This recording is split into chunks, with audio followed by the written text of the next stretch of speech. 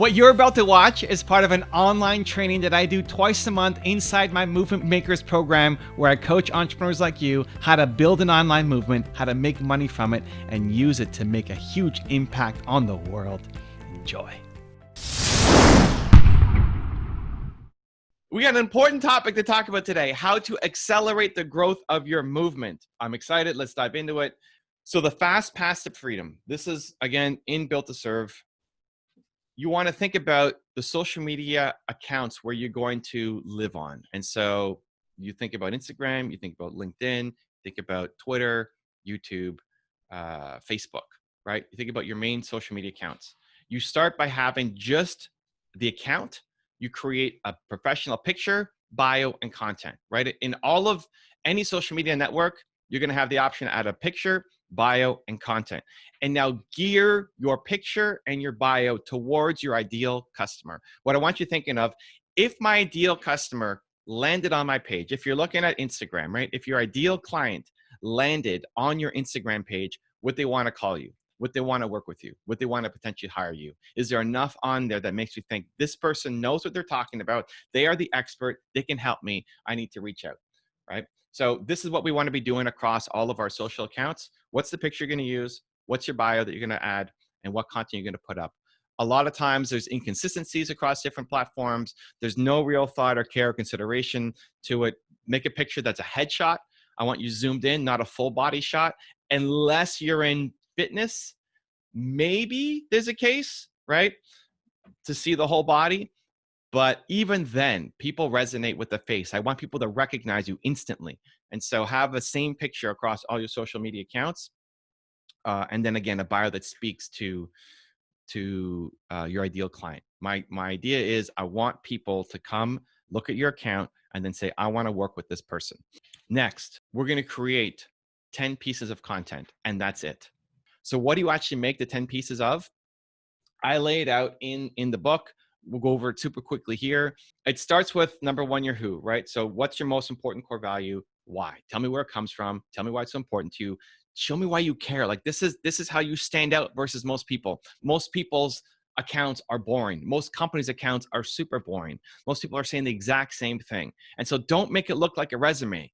Your who. It's your most important core value. If I'm making a post about believe, it should ooze confidence and energy and awesomeness, right? And from the heart. So what is your most important core value? And then make an emotional piece of content that could be a video or could be written form, just something that if I read it, I'm going to feel that same thing. I'm going to feel believe by reading your believe post. 2 is explain your why. So tell me why you're doing what you're doing. Tell me your pain that you went through and tell me how it led to your purpose, right? All the stuff that we're talking about in the book. Talk to me about your darkest moment and how you came out of it. People don't want to learn from the perfect person. People don't want to learn from the person who looks like they have it all figured out, because it makes people feel like, well, they're perfect. I can't be like that. I need to know that you went through the same thing I went through. That is the thing that will make people connect to you. And so I need to see a post talking about your why, right? And this format can be, it could be 9 YouTube or 10 YouTube videos. It could be 10 Instagram posts, 10 LinkedIn posts, 10 tweets, right? I just need to have content there so it's not a dead account with just a face and a bio. And then 3 is give me your how. Give me an overview of your recipe for success. We talk about it in the book, where basically, how did you get out of the problem that you were in? And how can you then use that as a tool to teach other people how they can get out of it as well? Well, that should be one post. One of the things that a lot of people struggle with when they're creating content is they're all over the map. You have so much in your head and you want to say so many things, but then when you look at a post, it's a mix of 18 different messages. Tighten it down. Focus. One key thought per post. Make me feel one thing. If you make me feel 10 things, I don't know what to do next, right? One key thing per post. So your who, your why, your how are 3 of the 10 posts I want to see in your amazing 10-pack of content. Treat it like your brochure. This is your brochure. This is your flyer. This is you talking about what you're doing and showcasing that you are an expert. Because if I'm coming to your page, your profile, with a problem, one that you know that you can solve, I need to feel like you are the person to help me. 4 to 6 is your recipe breakdown. So how you got out of it, teach me.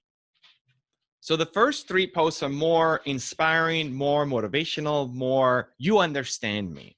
You know what I'm going through because you've been through it as well, right? It connects with me on a human level. Your next 3 are now going to be you teaching me something. So specifically, what did you do? Or what can I do to help me get out of the problem that you know how to solve? And that's 3 different posts. If you can mix it up between, if I'm thinking Instagram, if you make it up between pictures, videos, fire captions, awesome. Same thing for LinkedIn, pictures, videos, fire caption. If you're doing Pinterest, you have an amazing picture, but write some awesome caption. Step 7 is results. I want to see your results. I want to see your client results, the people who you've helped. Show me their results. So now, if you think about this arc of a story we're telling, our first 3 are these emotional pieces that makes me connect to you as a human. Our next 3 is telling me exactly what I need to do to get out of the hole that I'm in, right? Step by step. And don't worry, like nobody's going to take that thing and just run with it and crush it. People are afraid to give up their secrets. You need to showcase that you are an expert and you know what you're talking about. So don't be afraid about giving them a high level. Step 1, do this. And then results. So you're showing me what happened. Tell me again, your story, somebody else's story. We're taking people on a journey, on an arc, so that we're likely, way more likely to convert people to want to hire us, want to work with us. 8 and 9, now we're showing me more examples. So showing me again, more specifics, take me on a journey of you or people you've helped, dive deeper. If you haven't helped anybody yet, give me a hypothetical example, right? Show me who you would be helping. Hypothetical of a mom who has, these scenarios, or a dad like this, or an entrepreneur just starting off, right? I could, if it were me and I was just getting started, it would be a story about entrepreneurs who are trying to get their first business off the ground. If you look at books like The Go-Giver, Bob Berg, friend of the channel, it's a parable, right? They're teaching through a narrative that doesn't actually exist. It's not a real character, but you're learning through those stories. So what is a story if you don't have any actual examples or clients you can share? And then your last point is hope. Give me hope. Make me feel hope. Make me feel like it's possible. Make me feel like I'm not alone. Make me feel like where I'm at right now doesn't have to be where I'm going to finish. It makes a huge, huge, huge difference, because if you've now taken me on this journey of you've connected with me emotionally, you've shown me that you know what you're talking about and that I can get through it. You've shown me examples and results of other people who've done it, and you've done it as well. And then you leave with an inspirational message of hope that it's possible for me as well. You're giving people an arc that as people are going through these 10 posts, they're way more likely to want to work with you. And so this can help as a structure, give you clarity over the content to create for your accounts. And I would apply this for all of my accounts. I would apply this for every single platform that you create an account on, and then stop. The goal here is not to be the thought leader, content producer, making pieces of content every single day, getting out there. This is the fast path to freedom. This is now we're going to start doing outreach. The goal here is I want, if people come to your account to see you as the expert, next step is how do I get people to come to my account?